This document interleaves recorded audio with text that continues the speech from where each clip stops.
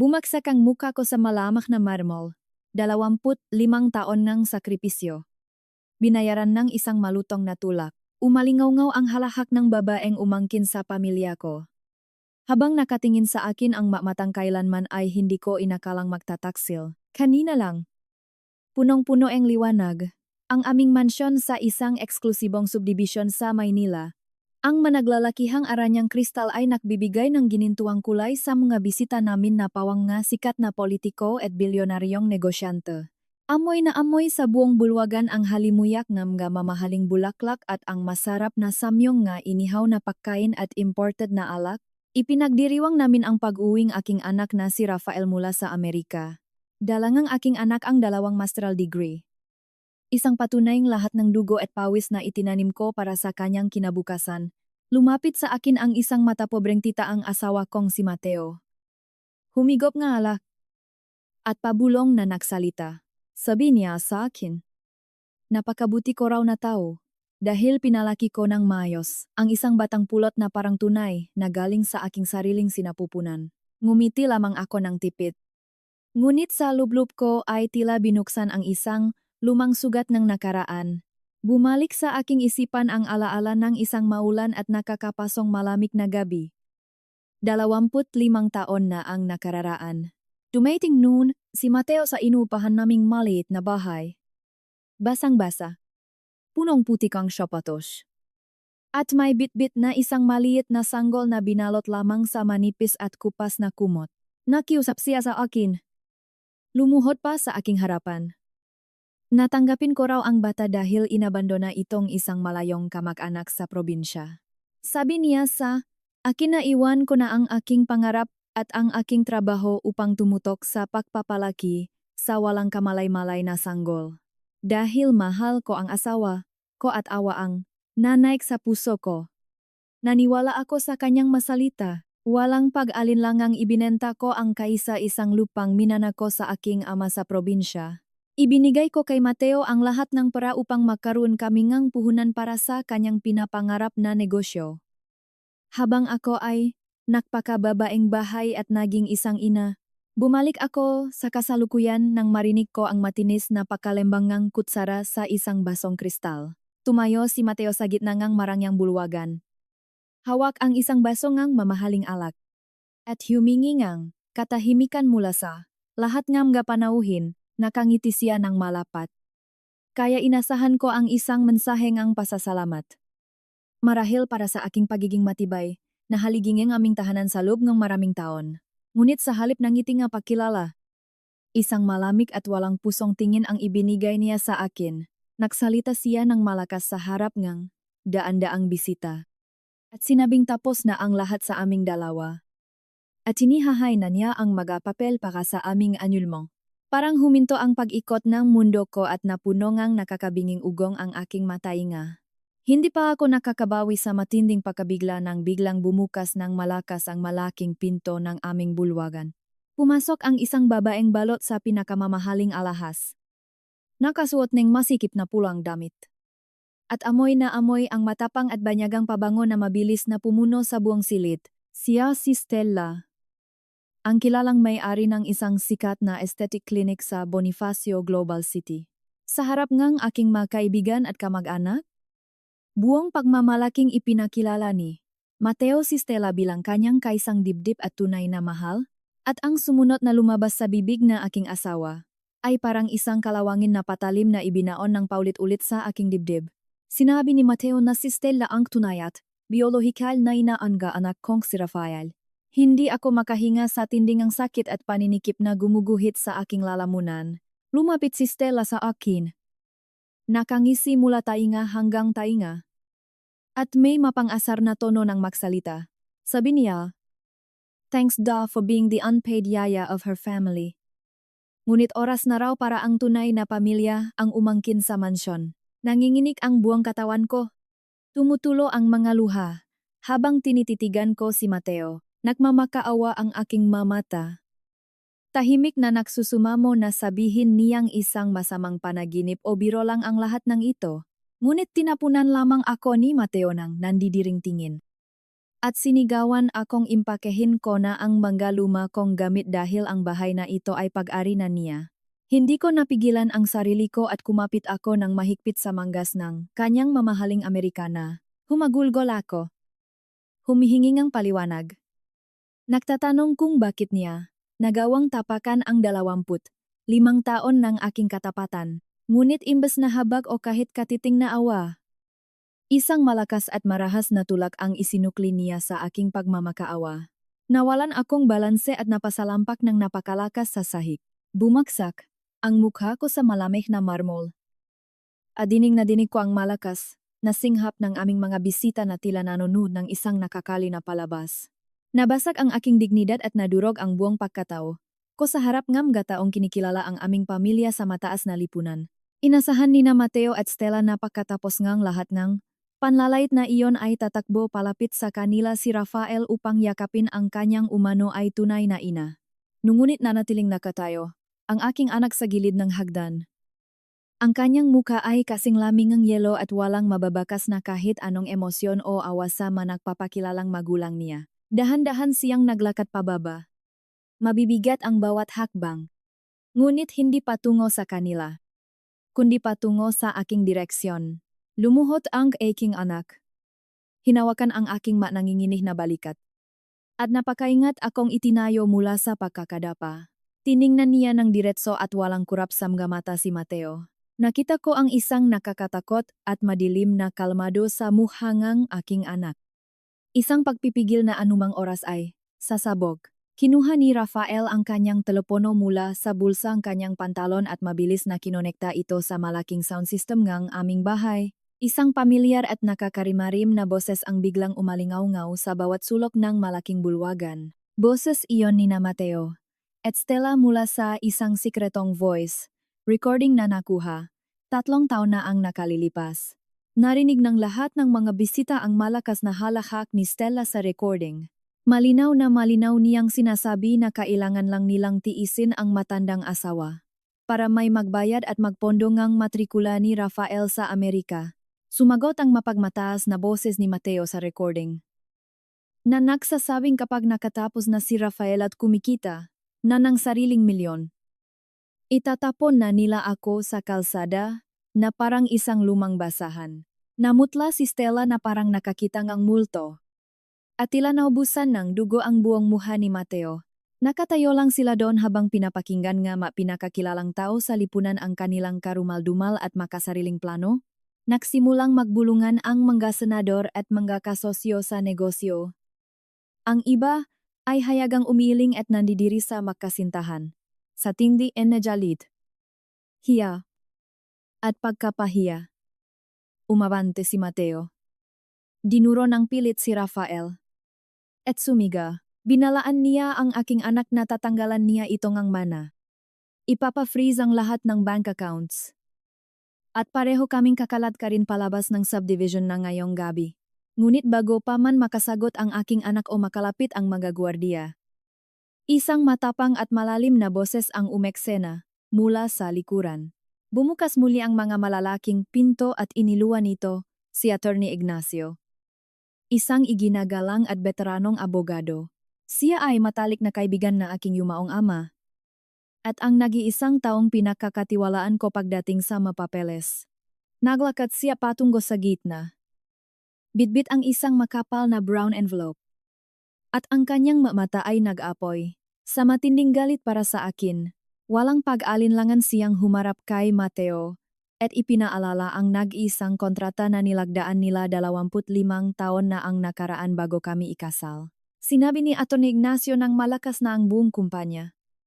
Ang mga sasakyan at maging ang mansyon na ito ay naitayo at nabili gamit lamang ang salapi mula sa lupain ng aking ama sa probinsya.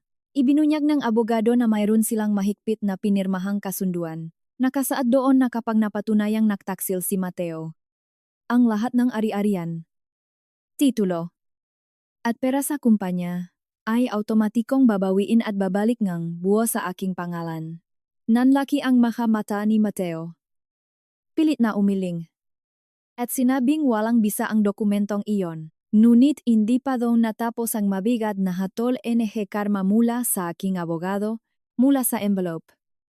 Inilabas ni Attorney Ignacio ang mga opisyal na bank records at pinirma ang seke. Ito ay mga matibay na ebidensyang nagpapatunay na lihim na nagnakaw.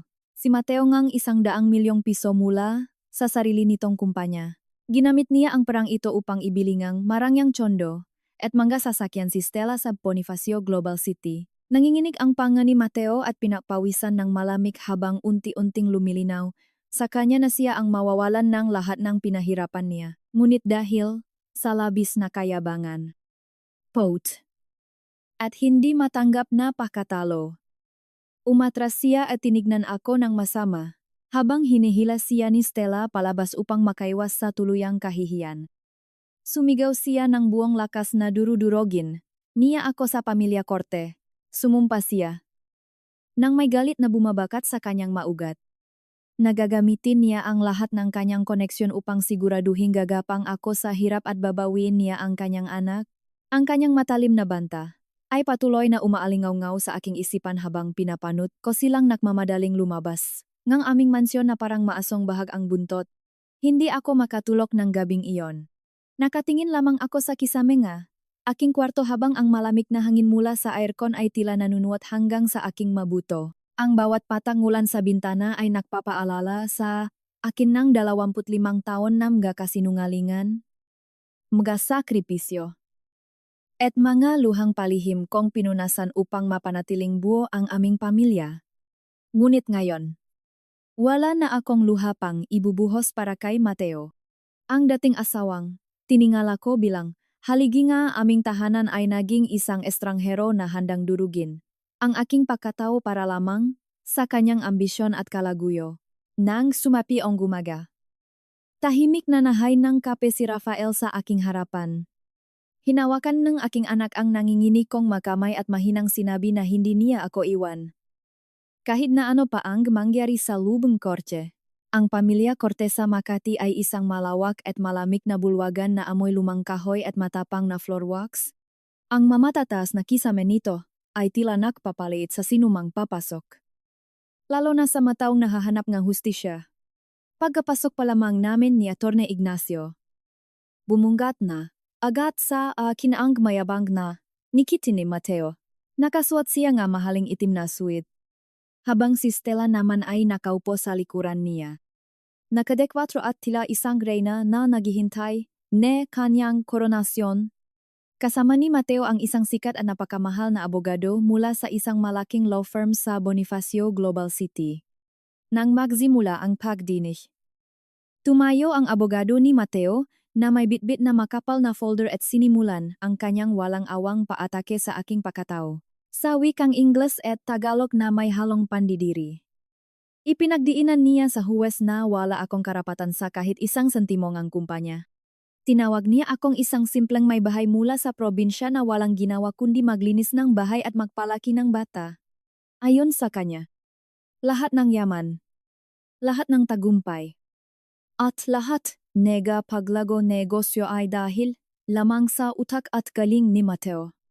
Ramdam ko ang init ng mga mata and mga tao. Sa loop ng kwata na nakatitig sa akin. Ang bawat salita ang kanyang abogado ay parang napatalim na unti-unting humihiwa sa 25 taon kong pag-alaga sa lalaking iyon. Subalit, imbes na yumuko at umiyak. Pinanatili kong tuwid ang aking likod. Huminga ng malalim si Attorney Ignacio. Inayos ang kanyang salamin. At dahan-dahang tumayo. Wala siyang dalang makapal na folder. Kundi isang manipis na envelope lamang, na naglalaman ng orihinal na kontrata ng aming pautang bago kami ikasal. Sa isang napakakalmadong boses na nakakabingi ang bigat. Ipinaalala niya sa korte na ang puhunan ng buong imperyo ni Mateo ay nagmula sa lupang minanako sa aking yumaong ama. Ipinabasa niya ang eksaktong suhnay sa kontrata na malinaw na naksasat na sa oras na maktaksil si Mateo.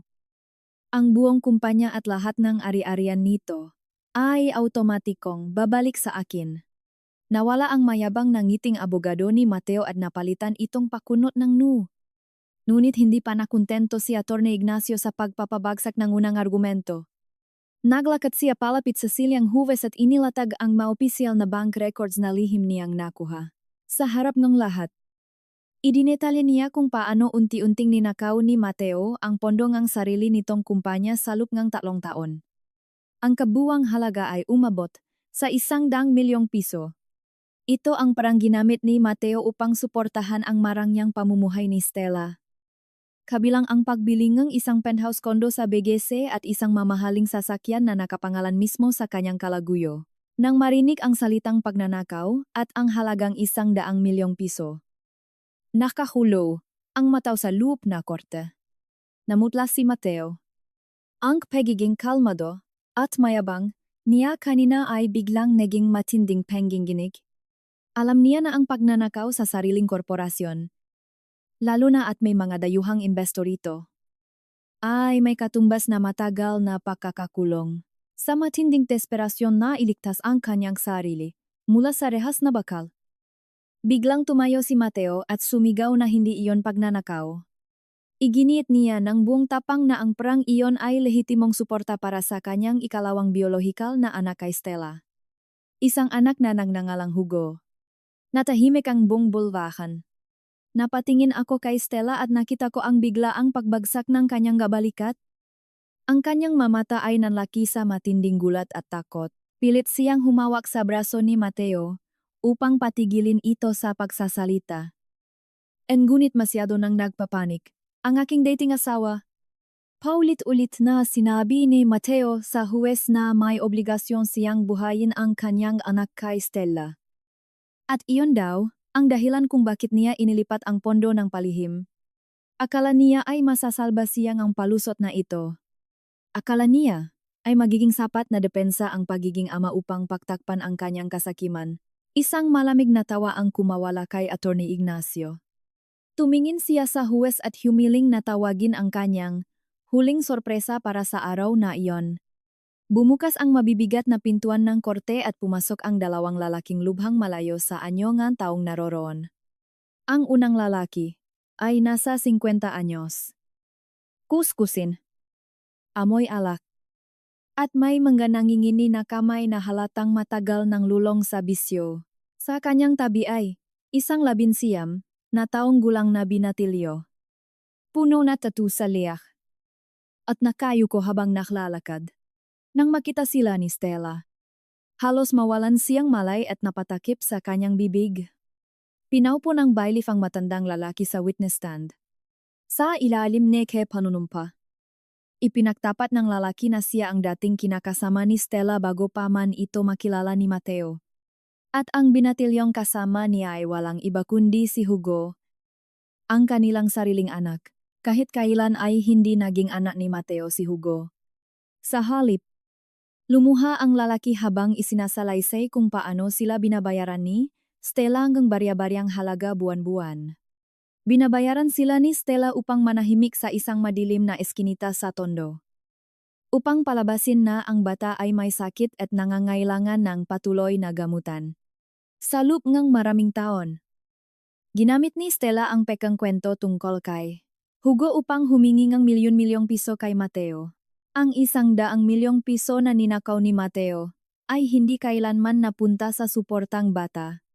Lahat ng ito ay ibinulsa ni Stella upang mapanatili ang kanyang ilusyon ng karangyaan. Tulalang nakatitik si Mateo kay Stella.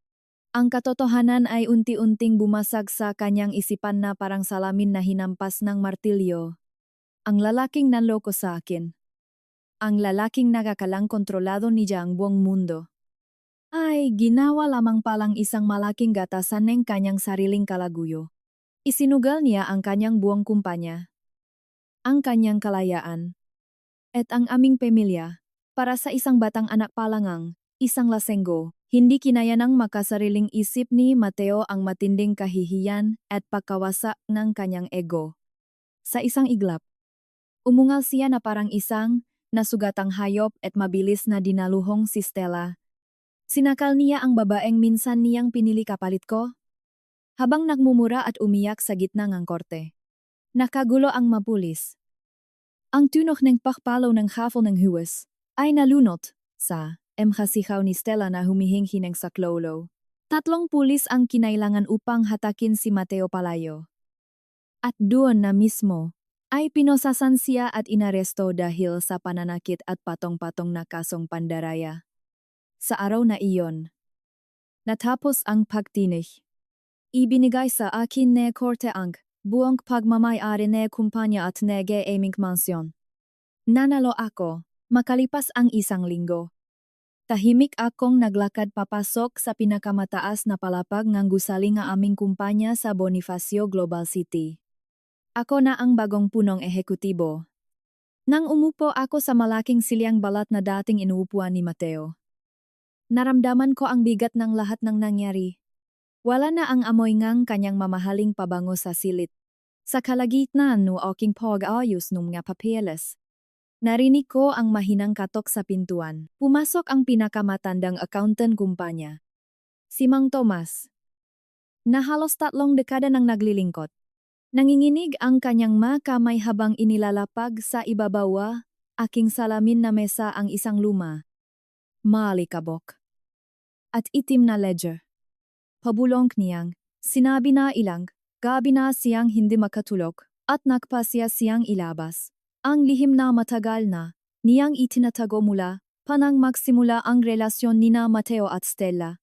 Agad siyang nagpaalam at umalis ng mabilis. Naiwan akong nakatitik sa itim na aklat. Dahan-dahan kong binuksan ang mapahina nito. Ang ledger ay naglalaman medya personal na gastusin ni Stella noong unang taon kanilang lihim na relasyon.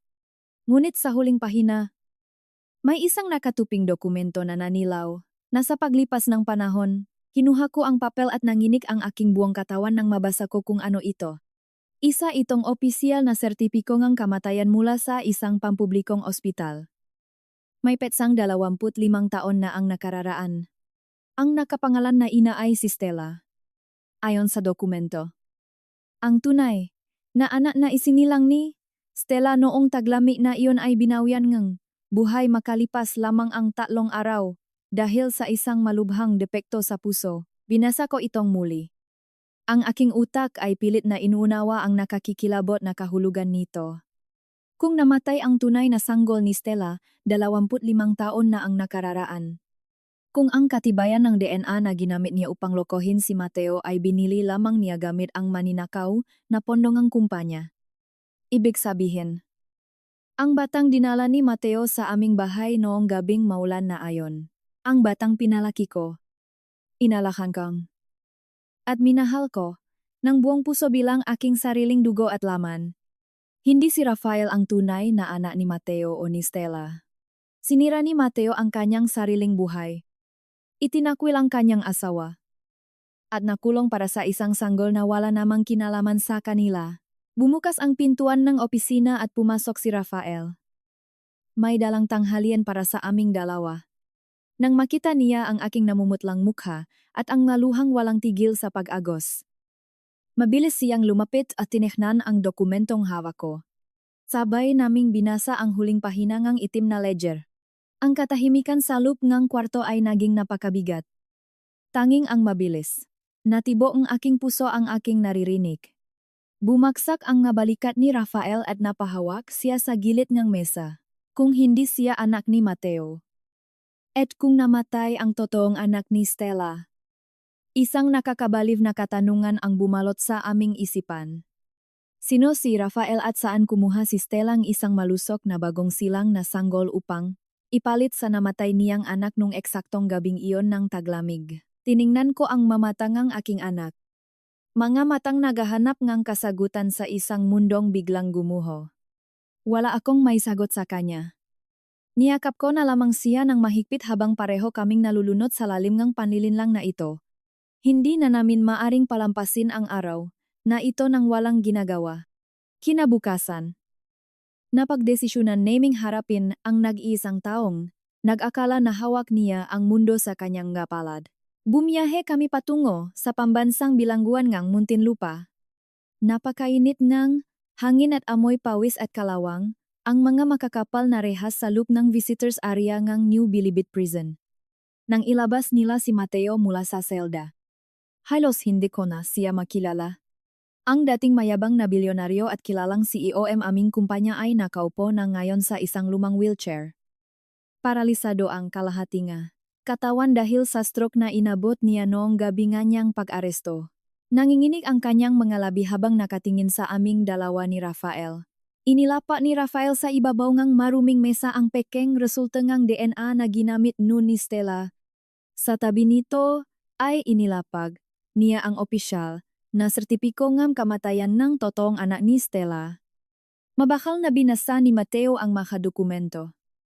At nakita ko kung paano nanlaki ang kanyang mamata habang unti-unting pinoproseso ngang kanyang utak ang katotohanan.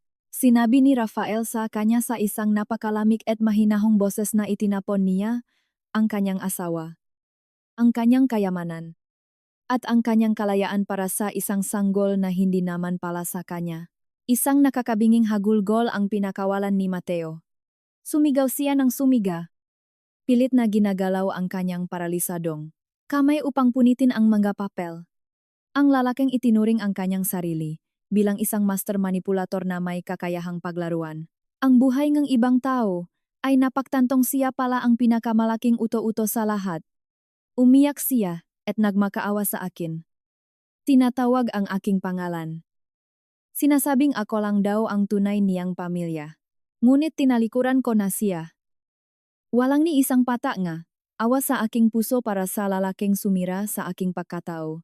Paglabas namin ngang bilangguan. Alam naming hindi patapos ang aming laban. Kailangan naming malaman kung saan talaga nanggaling si Rafael. Gamit ang mga lumang rekord at tulong ng aming mga investigador. Natunton namin ang tirahan ng ina ni Stella. Natakpuan namin siya sa isang masikip at madilim na squatter sa Maynila, kung saan ang amoy ng kanal at bulok na basura ay nanunuot sa ilong. Isang matandang babaeng walang ngipin at balot ngang dumi sa katawan ang humarap sa amin. Walang bakas nga, karangyaan na labis na ipinagmamalaki nga, kanyang anak na si Stella sa buong Bonifacio Global City. Binigyan namin siya ngang kaunting pera upang magsalita. Kumuha ang matanda ngang isang maliit na kahon na gawa sa yero mula sa ilalim ngang kanyang higaan. Iniabot niya sa akin ang isang maliit at lumang pulseras na inukit mula sa kahoy ng olibo. Ayon sa matanda, iyon lamang daw ang suwat ng sanggol ng iuwi ito ni Stella 25 taon na ang nakararaan. Sa likod ng maliit na kahoy, may nakaukit na mga numero. 1, valo, 1, 2, 3, 3, 0. Tinanong ni Rafael ang matanda kung saan siya kinuha ni Stella. Sumagot ang matanda at sinabing napulot daw siya ni Stella sa isang inabandonang ampunan sa probinsya noong gabi ng isang malakas na bagyo. Naramdaman ko ang paglamig ng kamay ng aking anak habang hawak ang maliit na pulseras na kahoy. Ito na lamang ang tanging koneksyon niya sa kanyang tunay na pinagmulan.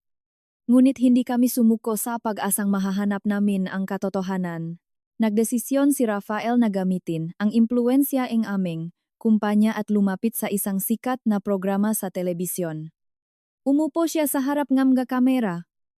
Matapang na ibinahagi ang kanyang kwento bilang isang batang ninakaw. Umaasang may makakilala sa kanya. Ngunit naging matalino kami. Sadyang hindi namin ipinaalam sa publiko ang eksaktong mga numero na nakaukit sa pulseras upang maiwasan ang mga manloloko. Lumipas ang ilang araw bago may dumating na mensahe mula sa istasyon. Isang mahirap at matandang mag-asawa ang nagpakilala at sinabing sila raw ang tunay na magulang ni Rafael. Pinapunta namin sila sa aming opisina sa Makati. Medyo gusgusin ang kanilang damit at panay ang pag-iyak ng babae nang makita niya si Rafael upang patunayan ang kanilang sinasabi. Eksakto nilang binanggit ang mga numero sa pulseras. 1, valo, 1, 2, 3, 3, 0. Napatayo si Rafael. Puno ang emosyon ang kanyang mamata. Inaalok ang mag-asawang kahit anong tulong na kailangan nila. Nag-alok ang aking anak ng buwan ng suporta na nakakahalaga ng 50,000 piso upang mabigyan sila ng magandang buhay. Ngunit nilinaw niyang hinding-hindi niya tatalikuran ang apelyidong Villanueva. Dahil ako lamang daw, ang kinikilala niyang ina, dito ko napansin ang biglang pagbabago sa timpla ng mag-asawa. Sa halip na magpasalamat na nakita, nila ang kanilang nawawalang anak. Tila nagiba ang kislap sa kanilang mga mata. Nagreklamo ang lalaki at sinabing masyadong maliit ang 50,000 piso para sa isang sikat na bilyonaryo. Iginit nilang kailangan nilang tumira sa aming mansyon dahil sila ang tunay na dugo at laman.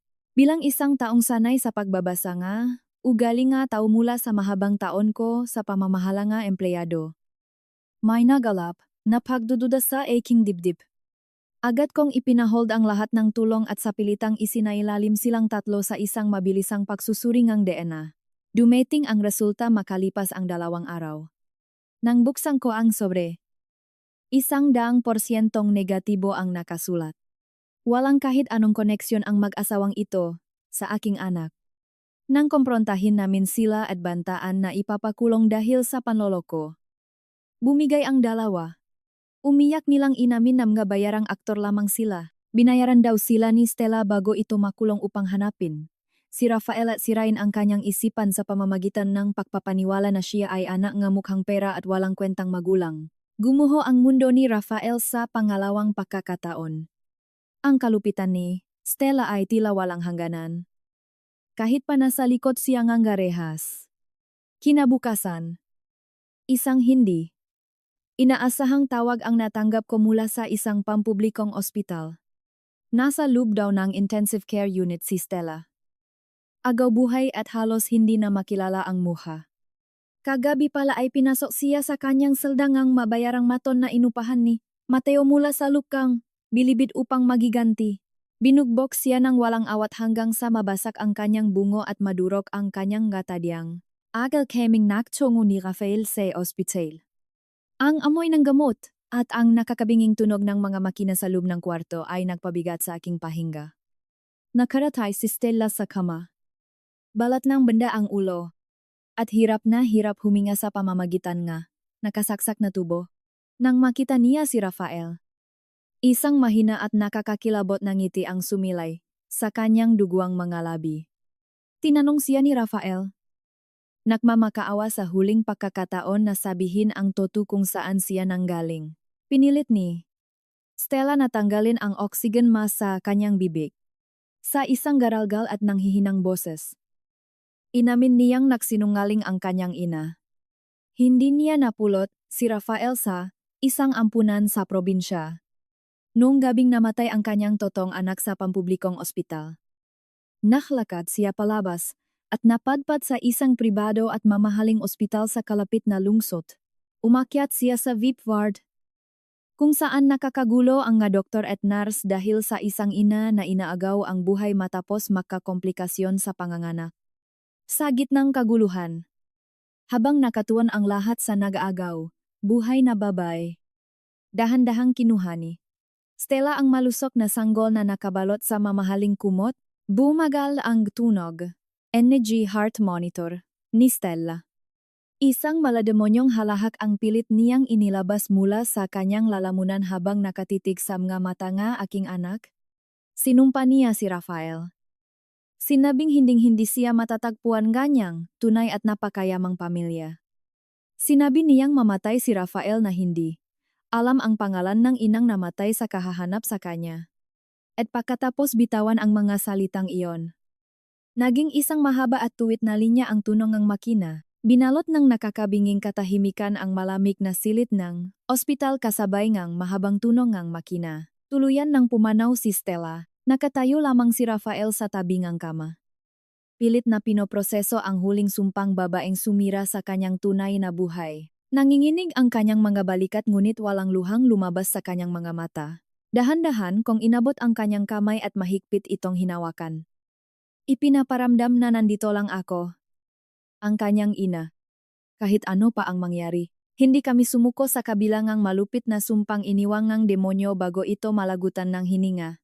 Kinabukasan ay dumiretso kami sa lumang opisina ni Attorney Ignacio sa Makati upang simulan ang tila imposibleng paghahanap Puno nga alikabok at amoy nga lumang papel ang silit habang binubuklat namin ang daan-daang pahina nga police report mula 25 taon na ang nakararaan. 3 linggo kaming walang maayos na tulog. Nahahanap ng kahit anong insidenta ngang isang sanggol na nawawala sa isang VIP ward ang kahit anong malaking ospital sa Maynila. Naging mapula at pagod ang mamatang aking anak. Ngunit nakita ko sa kanya ang isang nakakatakot na determinasyon. Isang madaling araw. Habang umiinom nga malamig na kape, biglang napatayo si Atty. Ignacio mula sa kanyang kinaupuan. May hawak siyang isang kupas na folder na may selyong ng kapulisan. Nanginginig ang kanyang makamay habang binabasa ang nilalaman nito. Cora. Raf. Tingnan ninyo ito.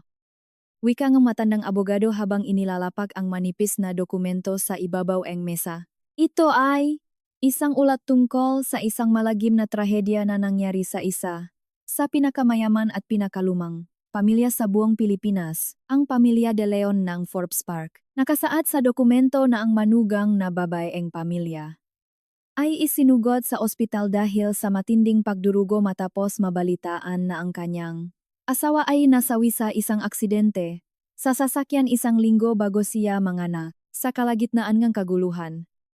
Ng pilit na paglita sa buhay, na nagaagaw buhay na ina. Isang nurse ang nagulat na nawawala ang bagong silang na sanggol. Dahil namatay, ang ina at walang kamag-anak na nasa kwarto nang mangyari ang pagnanakaw. Hindi na natakpuan pa ang bata. Napatingin si Rafael sa litratong, nakakabit sa huling pahina nga, lumang ulat, isa itong maliit at inugit na kahoy mula sa punong olibo. Isang pulseras na eksaktong kamuhangang hawak-hawak ng aking anak, ayon sa salaysay.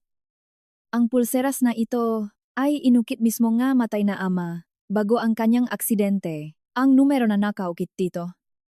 Ang isa. Valo. Isa. Dalawa. Tatlo. Tatlo. 0. Ay hindi isang random na code. Ito ay ang eksaktong petsa kung kailan nakakilala ang kanyang nga tunay na magulang. Ang 18 Disyembre. Taong 1900 parang tumigil ang pag-ikot ng mundo ni Rafael nang mapagtanto niya ang bigat ng katotohanan. Ang kanyang tunay na ina ay hindi namatay dahil sa sakit, kundi namatay sa matinding pihati habang hinahanap siyang kanyang nahihingalong mata. Makalipas ang 3 araw. 2 itim at mahabang luxury car ang huminto sa tapat ng aming simpleng bahay. Bumaba mula rito ang nga tauhan na nakasuot ng formal na uniforme. Bago dahan-dahang pinagbuksan ng pinto ang 2 matandang figura.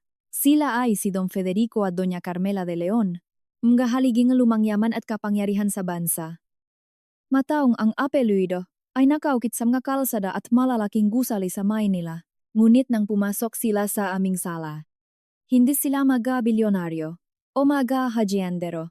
Sila ay mga sirang lolo at lola na 25 taon na nagluksa para sa nag-iisa nilang apo. Nanginginig ang mga binti ni Doña Carmela nang makita niya si Rafael na nakatayo malapit sa bintana. Kamukhang-kamukha mo ang aking anak. Garalgal na bulong matanda.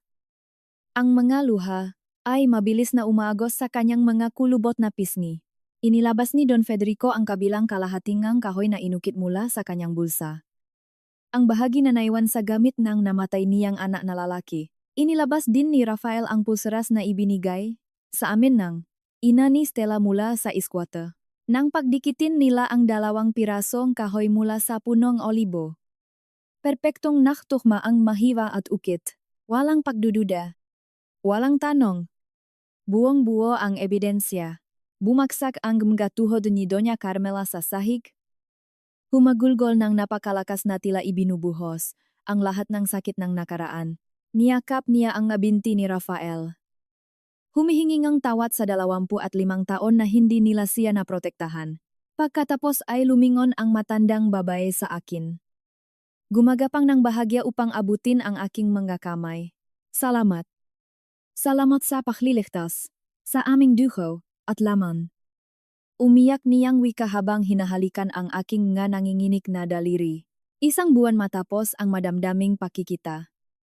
Inorganisa ang pamilya de Leon Ang isang malaking formal na pagdiriwang sa kanilang malawak na hasyenda. Isang pagtitipon upang opisyal na ipakilala sa buong angkan at sa mataas na lipunan ang tagapagmana ng kanilang bilyon-bilyong imperyo. Sumakay kami ni Rafael sa isang sasakyan patungo sa probinsya kung saan matatagpuan ang napakalawak nilang lupain. Punong gata ni manmutubo at naglalakihang makabayo. Ngunit nang makarating kami sa malaking gintong tarangkahan ng hacienda, hinarang kami ngang isang lalaking nakasuot ng mamahaling puting linen suit. Siya ay si Tito Hernando. Ang sakim na tiyuhin ni Rafael at ang nakababatang kapatid ng kanyang namatay na ama. Sa loob ng 2 dekada. Inakala ni Hernando na siya ang magmamana ng lahat ng yaman ni Don Federico. Tumingin siya sa akin mula ulo hanggang paa. Ang kanyang mga mata ay punong pandidiri at pagmamataas na likas sa mga taong sanay sa kapangyarihan. I will make this simple. Cora. Malamig at aroganteng sabi ni Hernando sa akin, inilabas niya ang isang tseka at walang galang na inipit ito sa aking bag. That is 50 million pesos. More money than your provincial mind can comprehend. Pagmamayabang niya habang nakangisi, leave this property right now and never come back.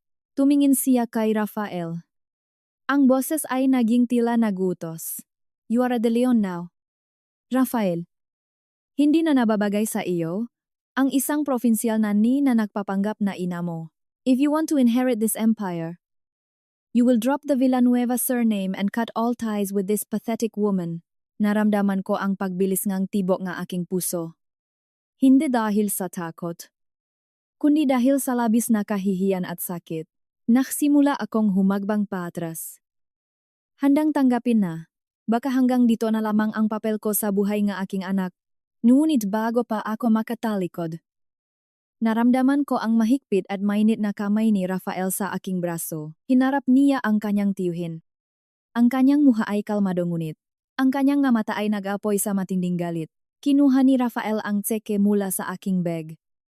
Dahan-dahang pinunit ito sa maliliit na piraso. At itinapon sa mismong mukha ni Hernando. Listen to me very carefully. Dahil isang beses ko lang ito sasabihin. Malamig ngunit mariing wika ng aking anak. Hindi ako pinalaking ang babaeng ito upang maging isang sakim at walang pusong tulad mo. Ipinagpalit niya ang kanyang pangarap, ang kanyang kabataan, at ang kanyang sariling kaligayahan upang mabigyan akong buhay. Chinichigan ni Rafael si Hernando ni diretso sa mata. Hindi nagpapakitang kahit anong takot sa lalaking may hawak matinding impluensya. If taking the De Leon name means abandoning the only mother who truly loved me, then you can keep your billions. I would rather be a proud Villanueva with nothing than a heartless De Leon with everything. Biglang bumukas ang malaking pintuan ng mansion at lumabas si Don Federico. Hawak ang kanyang tungkot. Nakita at narinig ang buong komprontasyon. Umalingaw-ngaw ang tunongang kahoy nang ihampas ng matandang patriarka ang kanyang tungkot sa binti ni Hernando. Sumigaw sa sakit ang tiyuhin ni Rafael at napaluhod sa graba. You absolute disgrace to our family? Dumadagundong ginasigaw ni Don Federico. Ang boses ay puno ng autoridad na nagpatahimik sa buong palihid. This woman raised our bloodline with honor when we were busy mourning in our mansions. Lumingon si Don Federico sa lahat ng mga tauhan at kamag-anak na nakatingin sa kanila. Hear this now. Hernando is completely disinherited, stripped of all titles and shares in this family. Tinurong ngang matanda si Rafael at hinawakan ang aking balikat ng may matinding paggalang. Rafael is the sole heir, and Cora Villanueva will always have a place of honor at our table. As the absolute savior of the De Leon dynasty, wala nang nagawa si Hernando kundi hilahin ang kanyang sarili paalis. Dala ang kahihiyan at pagkasira ang kanyang nga pangarap. Nang araw na iyon, formal na tinanggap ni Rafael ang kanyang mana. Ngunit nanindigan siya sa isang kondisyon na ginagalang ngang kanyang nga lolo at lola. Gagamitin niya ang panggalang Rafael Villanueva de Leon. Hindi niya kailanman bibitawan ang pangalan na nagbigay sa kanyang pagmamahal noong siya ay itinapon ngang mundo. Ginamit ng aking anak ang kanyang unang malaking dibidendo mula sa kumpanya upang magtayo ng isang higantang foundation na ipinangalan sa akin, ang Cora Villanueva Foundation. Isang institusyon na naglalayong tulungan at iligtas ang nasanggol na nasa panganib at magbigay ng libreng pangangalaga sa mga ina na nahihikahos sa buhay. Sa kabilang banda, malayo sa karangyaan at tagumpay, ay ang malamig at madilim na selda ng New Bilibid Prison. Nakakulong pa rin doon si Mateo. Paralisado at nakaupo sa isang kinakalawang na wheelchair. Nabulok sa sarili niyang kasakiman. Bumaksak ang luha sa kanyang maduming muha habang nakatingin sa isang gusot na dayaryo na ipinuslit sa loob ng kulungan. Sa front page ay ang malaking larawan ni Rafael. Kinikilala bilang pinakabata at pinakamagaling na CEO ng bansa. Nakangiti habang nasa aking tabi. Walang sinuman ang bumisita kay Mateo. Walang naawa. Naamumuhay siya sa araw-araw na pagsisisi na itinapon niya ang pamilyang tunay na nagmahal sa kanya para sa isang peking ilusyon. Napangiti ako habang pinagmamasdan ang ginintuang sikat na araw na tumatama sa mga puno ng Maynila. Naramdaman ko ang malamig na hangin sa aking mukha habang nakasakay ako sa likod ng lumang Vespa ni Rafael. Kahit na mayroon na siyang dose-dosenang mamahaling sasakyan at mga driver. Pinili pa rin niyang ipakmaneho ako gamit ang lumang motor na binili namin noong siya ay nag-aaral pa. Napakapit ako nga mahigpit sa baywang ng aking anak. Ramdam ang tibok ng kanyang puso. Hindi kami pinag-isang dugoong laman.